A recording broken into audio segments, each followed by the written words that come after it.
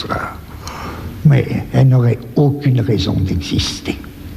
Si la philosophie existe, c'est qu'elle a son propre contenu.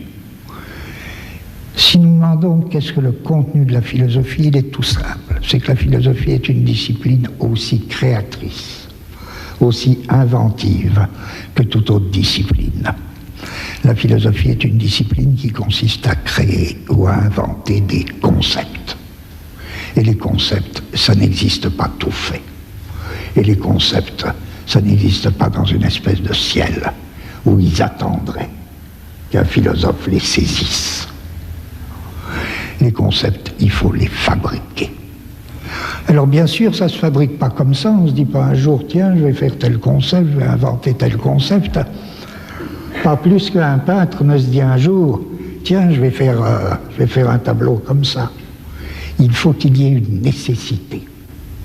Mais autant en philosophie qu'ailleurs. Tout comme un cinéaste se dit pas, tiens, je vais faire tel film. Il faut qu'il y ait une nécessité. Sinon, il n'y a rien du tout. Reste que cette nécessité, qui est une chose très complexe, si elle existe, elle fait qu'un philosophe, je sais au moins de quoi il s'occupe. Il ne s'occupe pas de réfléchir, même sur le cinéma. Il se propose d'inventer, de créer des concepts. Je dis que je fais de la philosophie, c'est-à-dire j'essaie d'inventer des concepts. J'essaie pas de réfléchir sur autre chose. Si je dis, vous qui faites du cinéma, qu'est-ce que vous faites? Je prends une définition aussi puérile, donc accordez-la moi, il y en a sûrement d'autres et de meilleurs. Je dirais, vous, ce que vous inventez, c'est pas des concepts, c'est pas votre affaire. Ce que vous inventez, c'est ce qu'on pourrait appeler des blocs de mouvement duré. Si on fabrique un bloc de mouvement duré, peut-être que c'est que on fait du cinéma.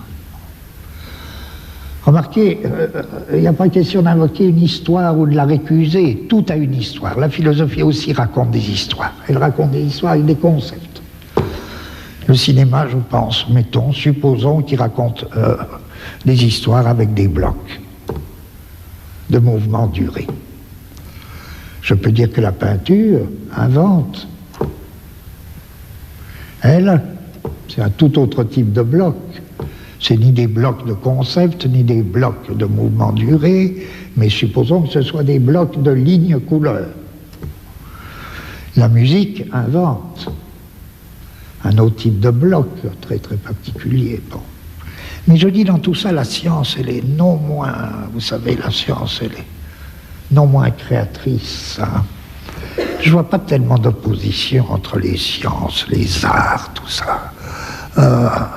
Si je demande à un savant qu'est-ce qu'il fait, lui aussi il invente.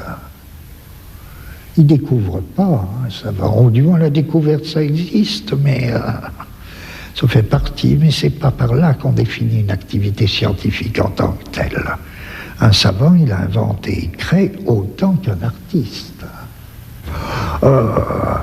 Si n'importe qui peut parler à n'importe qui, si un cinéaste peut parler à un homme de science, si un homme de science peut avoir quelque chose à dire à un philosophe et inversement, c'est dans la mesure où, et en fonction de leur activité créatrice à chacun.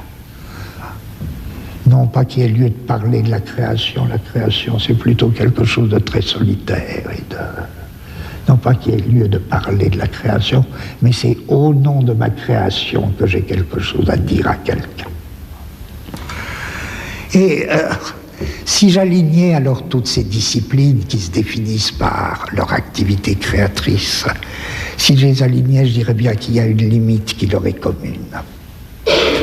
Et la limite qui est commune à toutes ces séries d'inventions, invention de fonctions, invention de blocs, durée, mouvement, invention de concepts, etc. La série qui est commune à tout ça, hein, où la limite de tout ça, c'est quoi? C'est l'espace-temps. Si bien que si toutes les disciplines communiquent, ensemble, c'est au niveau de ce qui se dégage jamais pour soi-même, mais qui est comme engagé dans toute discipline créatrice, à savoir la constitution des espaces-temps.